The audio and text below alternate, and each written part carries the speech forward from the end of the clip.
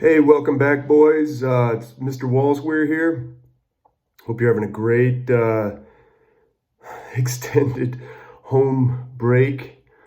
Uh, let's see, couple things just to give you some FYI stuff. Okay, so they are going to do the AP test, and it will be online. So that light. So you will be taking the questions, or there'll be like a multiple choice section that is online, and I don't really have any idea how the essay is going to go at this point. So, good luck with that. I hope I know they're going to make it pretty manageable because they understand the extenuating circumstances and the situation that you guys have all been under. There we go.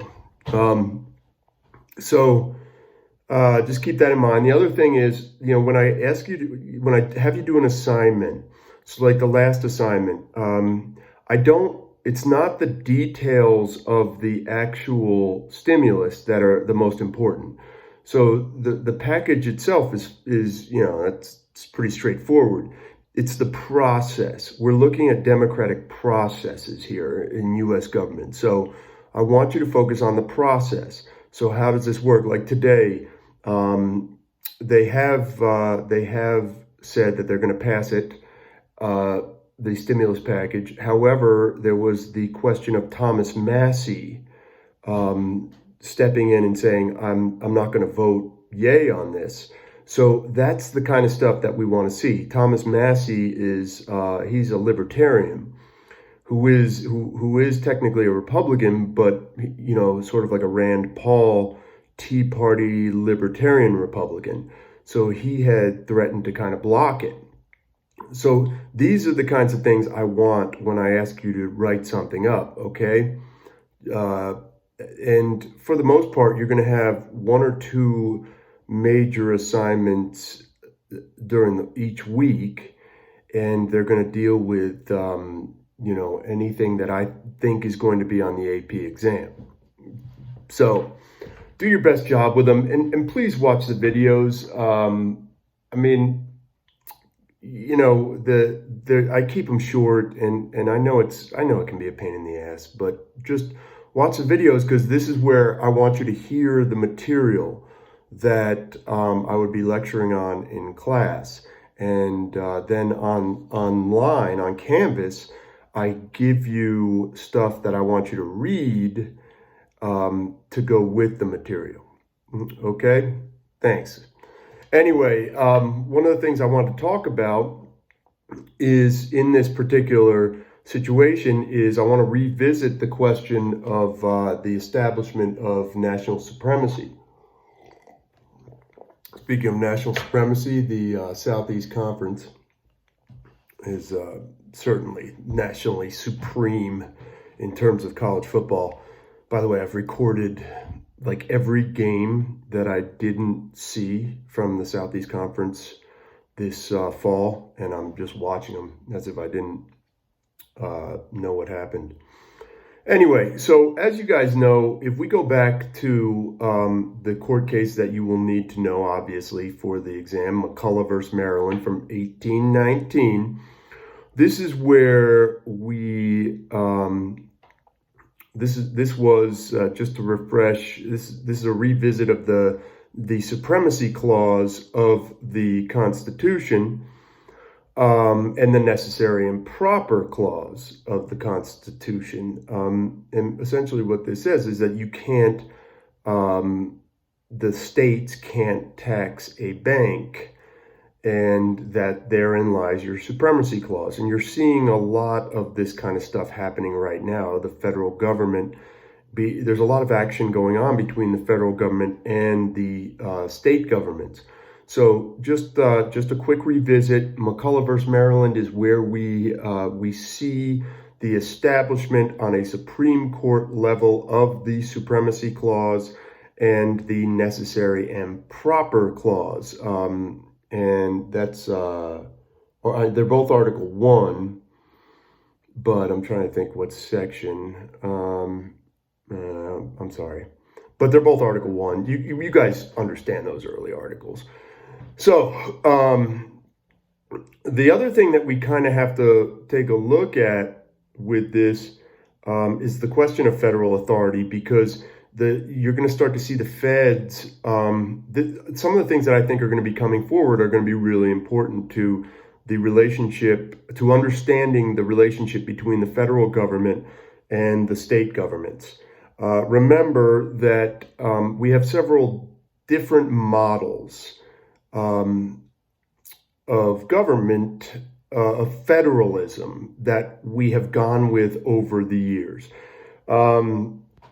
In the early stages of the United States, from the foundation into the 1930s, it was this dual federalism, and the states and the governments kind of did their own thing.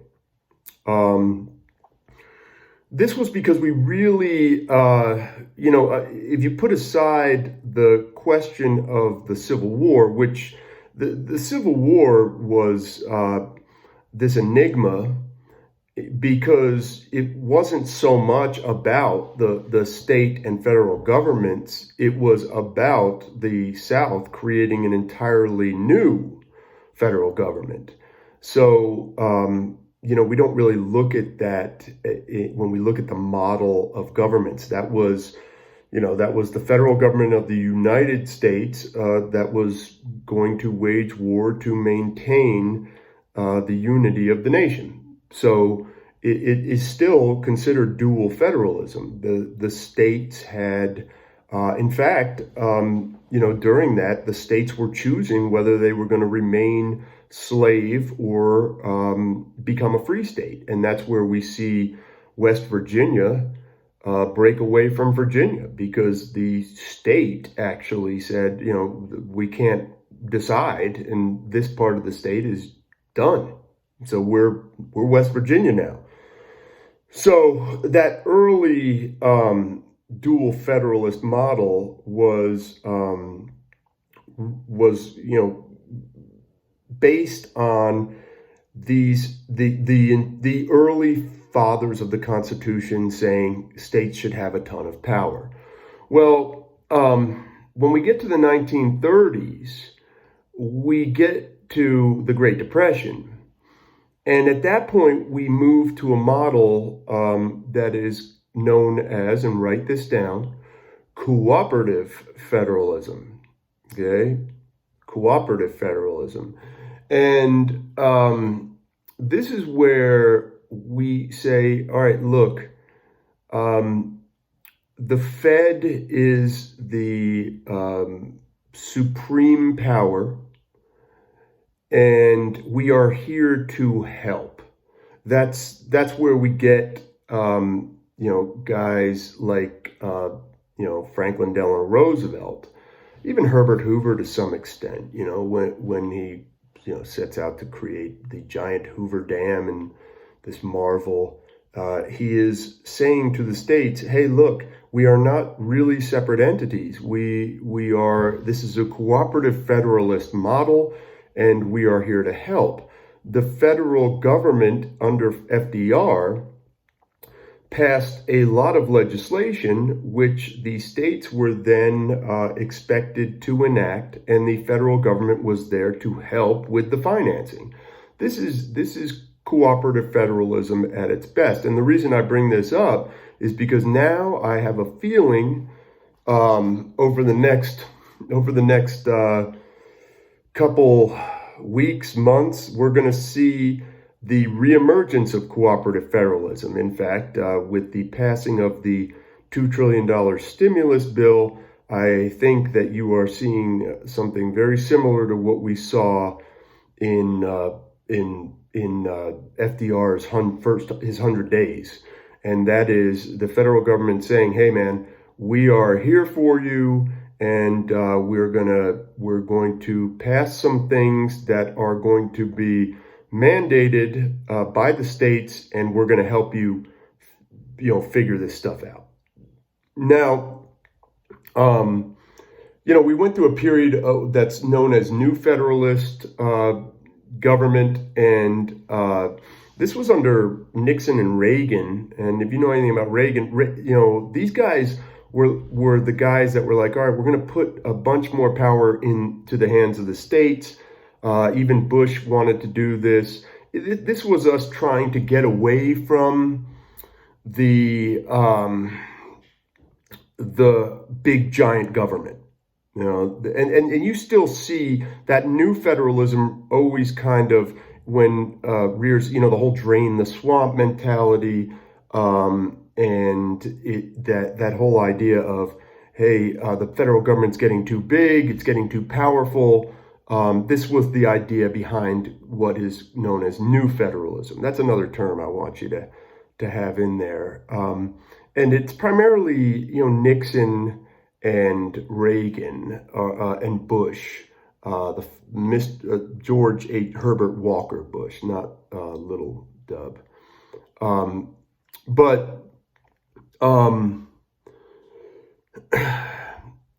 Essentially, I'm trying to analyze what are we looking at now, and I think that what we're starting to see with this whole coronavirus is we're starting to see a merger of cooperative and what is called fiscal federalism.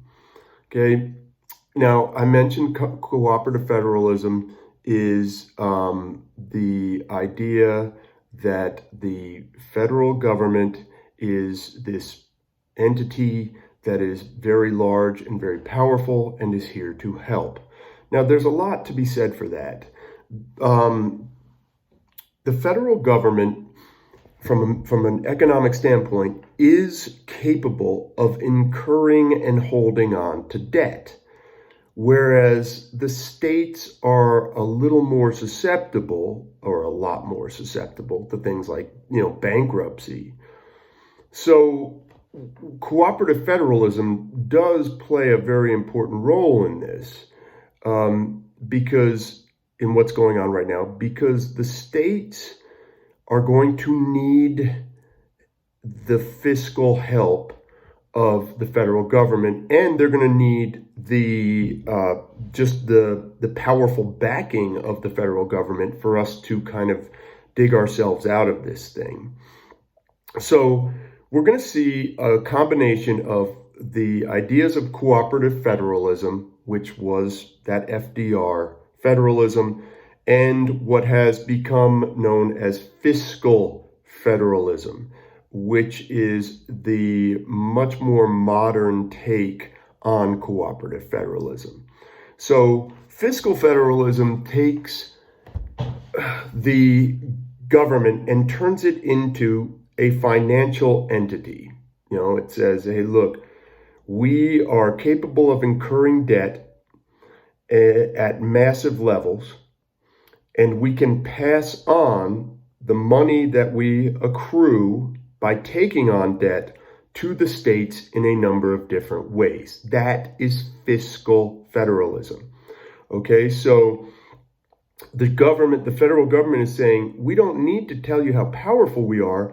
We can just show you with cash. It's like your parents. If your parents don't need to scream and yell.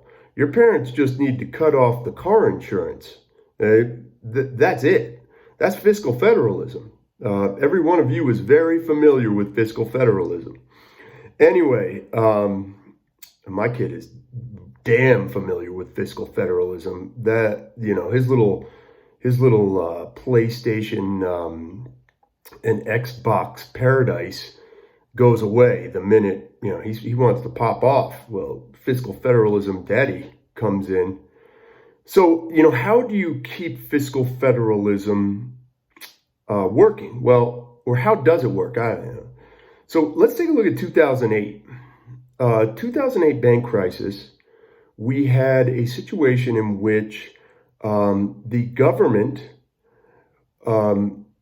enacted a $650 $50 billion bailout of the banks, and the banks were required to take that money. Okay, every one of them had to take that money, even though some of those banks did not want to take that money. The banks were required to take that money and they were required to pay it back with interest. Now, the banks were able to pay that money back with interest very quickly. Some banks were paying it back right away. The healthier banks were paying it back right away. Other banks were taking a while to pay it back. But that's how the government can work. And it worked. I mean, I was very skeptical of it as something of a libertarian. I was skeptical of it at first, but it was actually a pretty brilliant plan.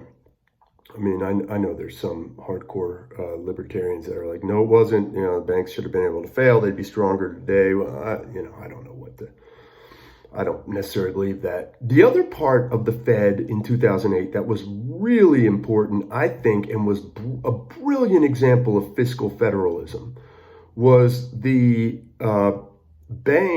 Fed doing something called quantitative easing, which was buying up all of the garbage assets that were left behind by the mortgage crash. So they bought up a ton of these mortgage-backed securities and these tranches, and these things actually started to turn a massive profit as time went on. So this is just a great example of how fiscal federalism can work in extreme circumstances. So if we're going to put a $2 trillion plan forward, as we just did and as was approved about 10 minutes ago, if we're going to put that plan forward, the question is, well, isn't the Fed going to go bankrupt with this? Well, no, the Fed can afford to take on debt. Now, I'm not saying that the Fed has unlimited resources to take on debt. A debt to GDP ratio is very important, but the Fed has a lot better chance of turning debt profitable than the average homeowner or the average small company. And that's where fiscal federalism can really play a major role in helping the everyman. Now, some of the terms that I need you to know for to understand fiscal federalism. First, there are different programs. There are different types of programs, and those programs are called grants. Okay. A grant is money from the Fed to the state. Okay. Now, there are things like a GrantInAid program. Okay. A GrantInAid program is something, say we want to build a road or back in the land grant college days, or a major dam to switch to hydroelectric power, or to create massive, anything energy related, that can be a GrantInAid. The federal government gives the state money for a specific program. Okay. Now, these are great. This works, and almost anything the state government typically does, that is on a major scale, they are doing it with a GrantInAid. You're going to see a ton of this because in the next few weeks, because the federal government is going to be rubber stamping grants and aids to the states for combating this pandemic. So if it's building, I think you may see building facilities to treat patients. That is going to be a GrantInAid. They're just going to say to the state, build it, sign a contract, build it, we'll do it. Okay, we got you. So it's a great example of GrantInAid. There are things called categorical grants. Now, the best example of a categorical grant we also have heard about during this pandemic is the idea of a school lunch program, the Head Start program, in which the federal government says, we want all of your schools. Now, schools are an education that is primarily a state-run entity. But the federal government can step in and say, hey, look, here's a grant. This is a categorical grant. This is to be used specifically for school lunch programs. That is the only thing you are allowed to use it for. You hire people to make the school lunches. You hire people to oversee the program, but this money is for school lunches.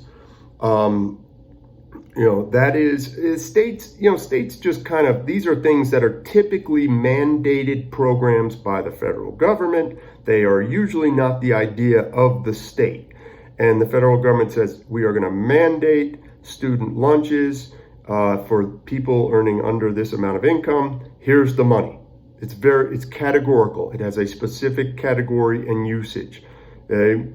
A grant in aid also is sort of categorical in that but the state is saying, hey, can we get some cash to build facilities to house sick people? Okay? Grant in aid, state typically asks. A categorical grant, the federal government usually passes something and says, here's how we're going to pay for it. Don't worry about it.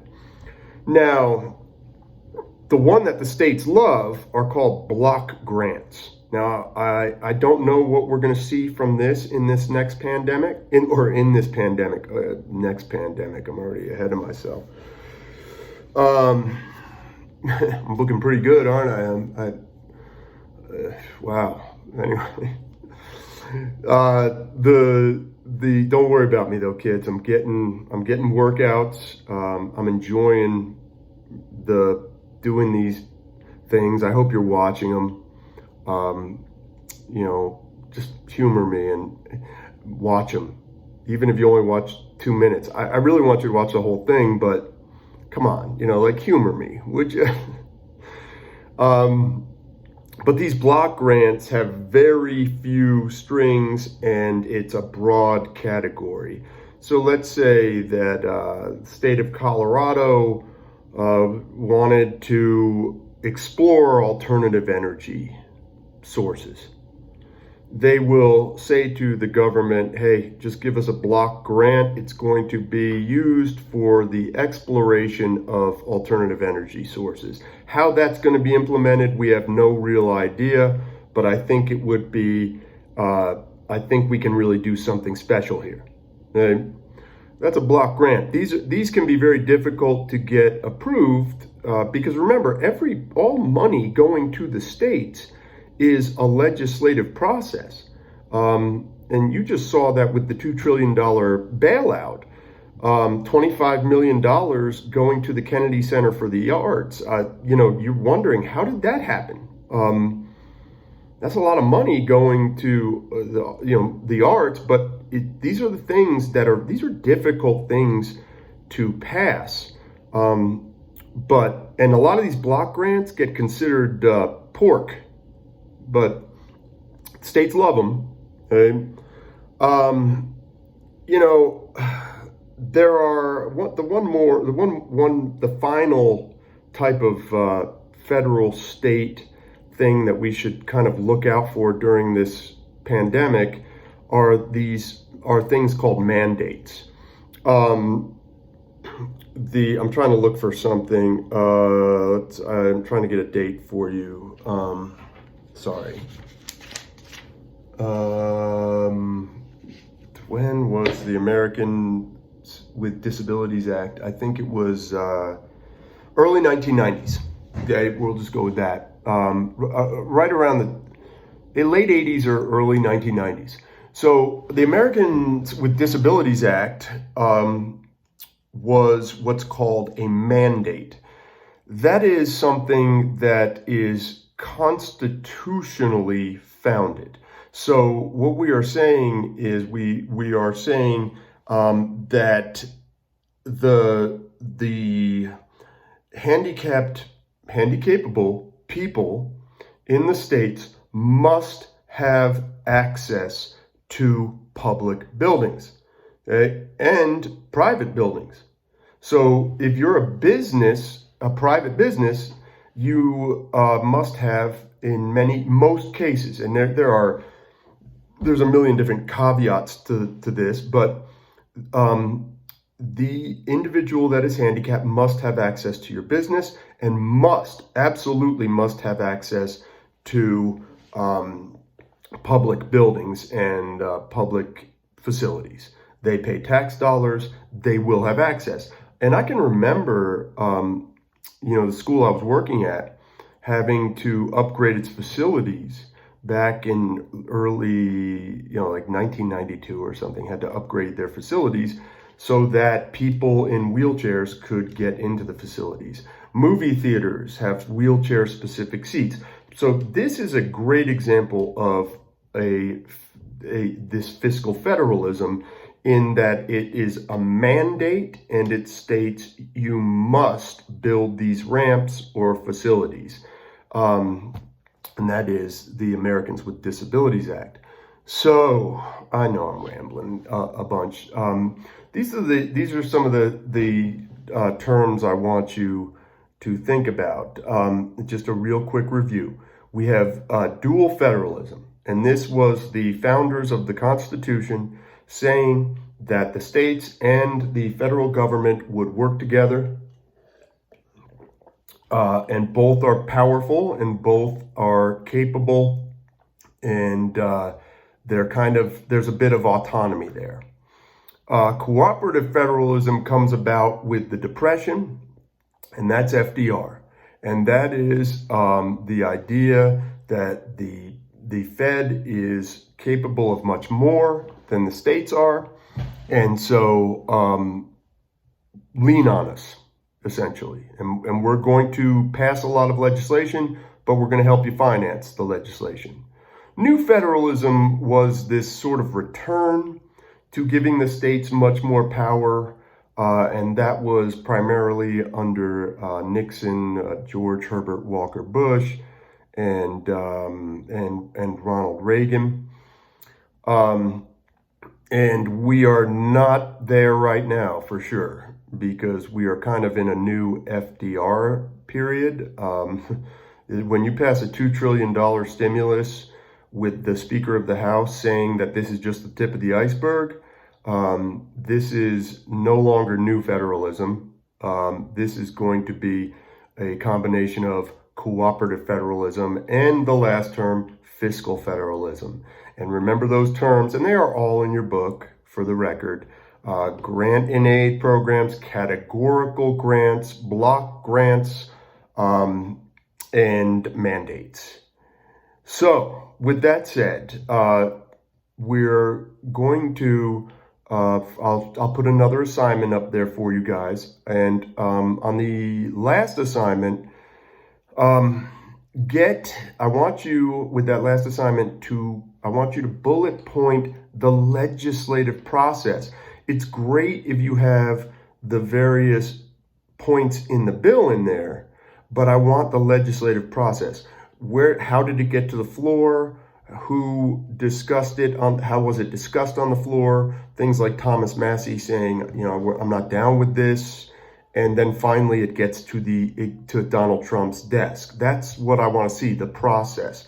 But I'm not going to, I'm not going to grade that too hard, because that was the first one and I didn't even know what I was doing. So, but keep that in mind going forward. So I'll put something up for you to work on over the weekend, and I hope you're enjoying these remarkable videos. And email me with any question. You have a solid book. I'm here solely to sort of accompany the book, and most of what I'm talking about you can just go on Wikipedia and find if you don't feel like you looking through your book. But contact me if you have any issues. Okay, miss you guys. Hope to see you in April. I'm out.